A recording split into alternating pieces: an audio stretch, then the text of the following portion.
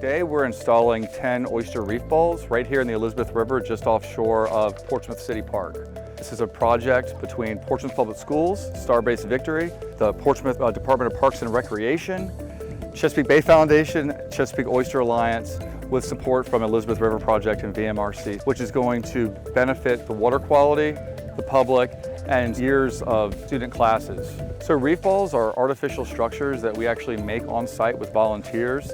Over time, right now what we're seeing are these kind of concrete forms that look fairly blank, but we come back in 2, 3, 4, 5 years, you won't see the concrete anymore. It'll be completely covered in oysters that are doing the good work of filtering and reproducing in our waters.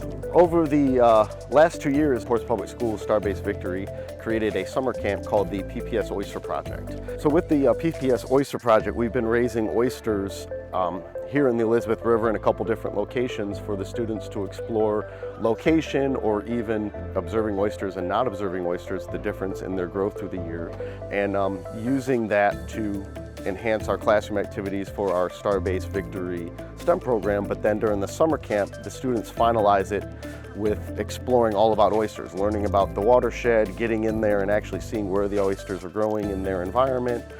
I did get to experience how oysters manage to populate and why they're so important to the environment.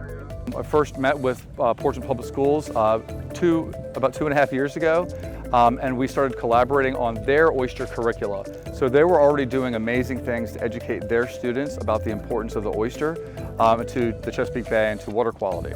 I'm out here today just to see how I can help restore oyster populations and help the Chesapeake Bay Foundation reach the 10 billion oyster goal. So this is an opportunity for students not only to sort of see how oysters grow and reproduce over time in the wild, the wildlife that lives in and around these oyster reefs and these oyster reef balls are something too that they're going to start to understand and have an appreciation for their local waterways.